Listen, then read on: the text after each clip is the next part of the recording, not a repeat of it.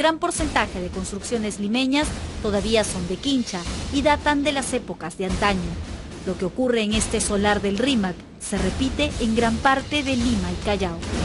¿Qué pasaría si no estuviesen estas vigas cuando hay temblores? Se caen las paredes, las casas, los techos encima de uno. ¿Cuál es el material de las paredes? Es de quincha, todo de acá. Si hay un terremoto. Lo único que me quedaría es apoyarme en la puerta del 33, que es de pura madera, para poderme proteger yo y mis hijos, pues lo único, porque si trato de salir, todo se me cae encima. Mire, esta está para cabeza, mire. Esta pared también, esta Sí. que se destroza. Y tengo que vivir así. Su casa él da por mi casa. Si te agarra un sismo fuerte. Me queda acá aplastado como una tortilla. Hay que tener en cuenta que lo único que produce un sismo es sacudimiento. Si el suelo es rocoso y tenemos estructuras adecuadas, no tendría por qué haber mayores daños. Pero varios distritos de Lima carecen de esas propiedades. Entonces, en muchas zonas de Ventanilla, por ejemplo, aparte de que el suelo no es muy consolidado, tenemos presencia de agua. Incluso hay áreas bastante pantanosas. Villa Salvador, Villa María, que tiene bastante arena. Chorrillos, por la zona de pantanos y también por un problema de hace años, que hay muchos rellenos, zonas que han sido rellenadas, sobre las cuales han crecido urbanizaciones, ¿no? Entonces, estas zonas, por la calidad del suelo, son bastante vulnerables. Pero al ser un país costero, la peor amenaza siempre llega desde el mar. Las zonas más críticas en Lima es el Callao, suelo blando donde se amplifica, y es zona inundable por tsunami. En 1746, de los 5.000 habitantes que tenía el Callao, solamente salvaron 200. Que en todo el mundo tenemos que revisar la altura de tsunamis. Y en lugar de 6 o 7 metros que tenemos por el Callao, creo que tenemos que aumentarlo a 10 metros. A todo lo antes mencionado hay que sumarle la imprudencia humana. Urbanizaciones y hasta distritos enteros se han asentado en las laderas de los cerros y los cauces de los ríos. Casas que simplemente desaparecerían con un terremoto por encima de los 8 grados. Defensa Civil habló de 50.000 muertos, probablemente de más de 400.000 viviendas destruidas. ¿Esto podría ser así? Podría ser así. Un terremoto podría sorprendernos mañana o en los próximos años. No se trata de alarmar, sino de prevenir. Mientras la tierra esté quieta, estamos a tiempo de prevenir. Una mochila junto a la puerta con víveres, brazadas y linternas podrían hacer la diferencia entre la vida y la muerte.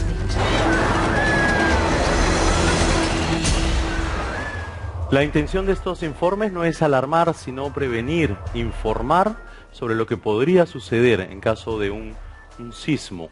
Nos acompaña el señor Hernando Tavera, gracias por estar aquí, sismólogo. Y queremos preguntarte, ¿quiénes serán los más afectados de ocurrir un terremoto? Se sabe ya a ciencia cierta de que en ciudades, metrópolis como Lima, por ejemplo, las zonas donde el sismo va a producir mayor daño son aquellas en donde podamos encontrar suelos completamente inestables, ¿no? Por ejemplo. Por ejemplo, suelos pantanosos, que podemos verlos muy frecuentemente en la parte de Ventanilla, suelos arenosos, que ya se ha mencionado en la zona de Ventanilla, Villa El Salvador, zonas donde tenemos viviendas bastante antiguas de adobe y quincha, como se ha visto en el reporte, pues evidentemente son trampas que... Barrios Altos, exacto, zonas de la ladera de los ríos, que con el transitar del río se están cayéndose las paredes, las zonas de tierra y caen las viviendas, o en la ladera de los cerros, ¿no? Que prácticamente es como una especie de una columna de cartas, ¿no? Que comienza, cae uno, caen todos más o menos, ¿no? Entonces la situación es bastante crítica en todo caso, ¿no? ¿Cuáles son las zonas de Lima que se van a ver más afectadas? Las hemos mencionado en cierto modo. Yo creo que a veces decir los nombres exactos de los distritos es un poco complicado, pero ya la gente, al saber dónde están estos sitios, de acuerdo a las características... En todo caso lo hemos visto en el ¿no? informe, ¿no es cierto? Sí, claro. Las construcciones precarias son las que van a padecer de todas maneras. Entendamos que el terremoto nunca va a matar a nadie, solamente sacude el suelo y todo lo que está inestable en ese suelo es lo que va a caer, ¿no? Y eso se convierte en la trampa de las personas. Eso, ¿no? al precipitarse puede... Exacto, ¿no? Y eso es lo que va a ocasionar a los muertos. El terremoto no mata a nadie. Las Entonces, casas para eso, las personas o los habitantes de esas casas que no les queda más remedio que vivir ahí tendrían que estar más prevenidos que nadie. Son los más informados. Son los primeros que deben tomar conciencia de la realidad en la cual están viviendo, ¿no? Así como hemos visto en el documental, pero la persona que ha visto cómo está su vivienda debe continuamente practicar qué es lo que debe hacer si se ocurre un sismo, ¿no? Los solares que hemos visto, de los que hay muchos en Lima, hay muchos definitivamente son críticos, realmente son bastante críticos, ¿no? ¿Qué podrían hacer esas personas que viven en construcciones de ese tipo? Yo creo que lo más sensato sería volver a reconstruir la vivienda en otras condiciones, ¿no? Con las normas, con ayuda técnica en todo caso, ¿no? Pero probablemente tengamos problemas adicionales, ¿no? Como es la parte económica, ¿no? Para poder, pues, nuevamente cambiar de vivienda, ¿no? Entonces, hemos visto en el informe que en el año 1746 el tsunami en el Callao afectó de 5.000 habitantes, quedaron 200 habitantes. En el caso que ahora ocurriera un desastre de ese tipo. En los escritos está de que este terremoto produjo un tsunami de 16 metros la altura de la ola, que inundó prácticamente pues todo el Callao, ¿no? Entonces se habla más o menos de 2 kilómetros y medio de nivel de inundación horizontal. Entonces en esas circunstancias pues gran parte del Callao estaría afectada, ¿no? ¿Cuál es el pronóstico ahora? No, lo que se ha hecho un poco es analizar toda la información histórica, utilizar modelos matemáticos para poder generar un escenario, ¿no? Y lo más sensato que se ha encontrado son olas de 7-8 metros que van a inundar aproximadamente 2,5 kilómetros. Que ¿no? es bastante grande. Que es bastante grande, ¿no? Y en gran parte va a afectar toda la parte histórica del Callao. ¿Cómo podemos hacer para poder estar atentos, alertas y que haya la menor cantidad de víctimas? Yo creo que es un trabajo bastante tedioso que tenemos que empezarlo en algún momento. No se está empezando, no se está tomando a conciencia esto, ¿no? Y parte desde el núcleo de las familias que realmente no toman la conciencia real. Tiene que partir de nosotros, exactamente de los habitantes, los que busquemos la información para podernos salvar. Es la única opción, no queda otra, ¿no? La educación es básico en este caso, ¿no? Yo le la agradezco autoeducación mucho, probablemente, ¿no? Señor Hernán Tavera, por estar aquí. Un aplauso para él. Gracias. Esperen un segundo, por favor. Y vamos a seguir hablando de seguridad con el congresista Renzo Reyardo, que ha decidido emprender una campaña fortísima para liberarnos de los delincuentes y cómo protegernos, dándonos las herramientas para podernos proteger de ellos. Una de estas herramientas son las cámaras de seguridad. Renzo Reyardo ya está con nosotros y yo pido un fuerte aplauso para él. Renzo, ¿cómo estás? ¿Cómo estás?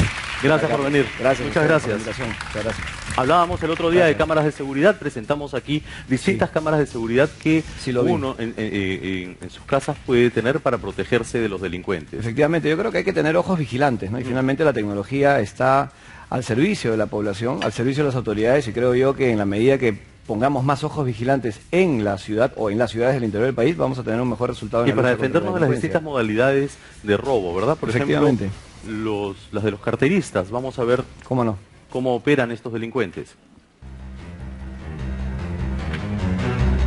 Pasa corriendo. Pareciera que estuviera haciendo jogging por las tranquilas calles de San Borja. La joven sigue hablando. En cuestión de segundos, suácate. El delincuente le arrancha la cartera y el celular y emprende la carrera hacia la camioneta que más allá lo espera. Gracias a esa cámara de seguridad se pudo identificar a ese delincuente y poder prevenir también a la población de cómo... Y no solamente eso, sino también las autoridades ya identifican desde cómo se roba, en dónde se roba, ya identifica los lugares más peligrosos a partir justamente de tener estas cámaras muy bien ubicadas, ¿no? Y otro tipo también de robo, la estafa, por ejemplo, los robacables. Exacto. Este joven en bicicleta pasea sospechosamente por el lugar. Deja su bicicleta a un lado y se dirige a este poste. Observa a todos lados, se persina y empieza increíblemente a subir. Todo un experto en estos malabares. Su objetivo, robar los cables que pueda, y así lo hizo. Baja con la mercancía, coge su bicicleta y se va.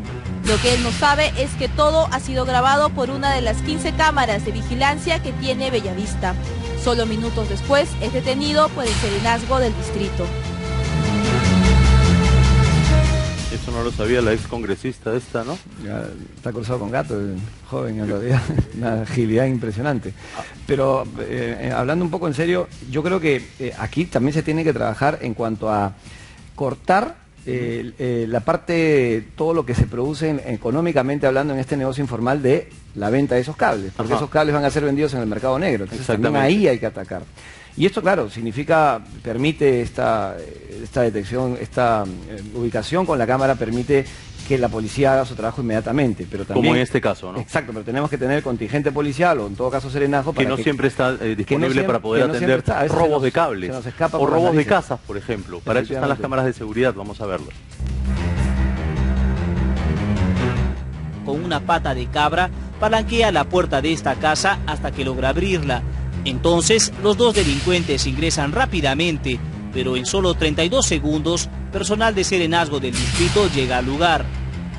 Al darse cuenta, los malhechores emprenden la huida. Sin embargo, un transeúnte que pasaba por la zona intenta ponerle cabe a uno de ellos, pero este salta a tiempo y cruza a toda velocidad la avenida, aunque seguido muy de cerca por un sereno.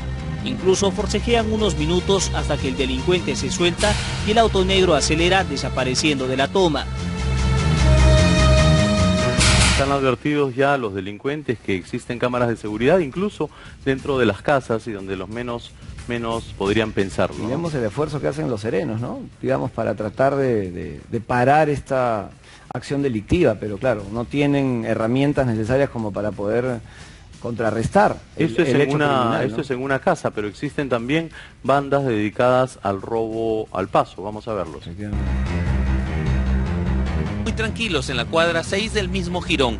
Miran a los transeúntes como potenciales víctimas, hasta que encuentran a esta pareja de mujeres que, distraídas, buscan ofertas. Aprecia la destreza con que les roban la billetera y un celular. Las damas ni enteradas. Pocos metros antes del arco de ingreso al barrio chino, los malhechores son intervenidos por la policía y el serenazgo, que habían sido testigos a la distancia de sus fechorías.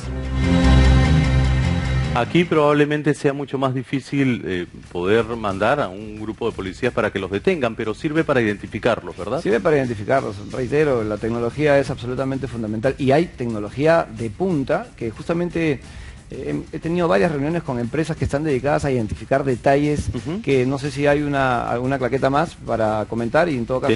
Tenemos una claqueta más que corresponde en más detalle. Al popular cogoteo, del que hay mucho.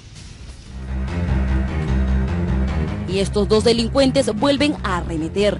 Esta vez son dos jovencitas que se les cruzaron en esa misma calle. Las dejan pasar y avanzan unos metros para no causar sospecha y de pronto el ataque. Las agarran por el cuello, las reducen, forcejean y les quitan sus pertenencias. Pero fue en ese momento cuando aparecieron agentes del serenazgo de Puente Piedra e iniciaron una tenaz persecución hasta capturarlos. Bueno, en este caso... Felizmente había un contingente de serenazgos para poderlos contener. Es que es fundamental eso, ¿no? En donde haya cámaras de videovigilancia tiene que haber cerca, no te digo en una cámara por un sereno, pero por lo menos tiene que haber cerca, en las proximidades al lugar, mínimo una patrulla o, en fin, un grupo de policías que puedan tomar acción inmediatamente, ¿no? Exactamente. ¿Podemos ver una claqueta más? La de los carteristas, que es de las más comunes, por favor. Estas... Pasa corriendo. Pareciera que estuviera haciendo jogging por las tranquilas calles de San Borja. La joven sigue hablando. En cuestión de segundos, suácate.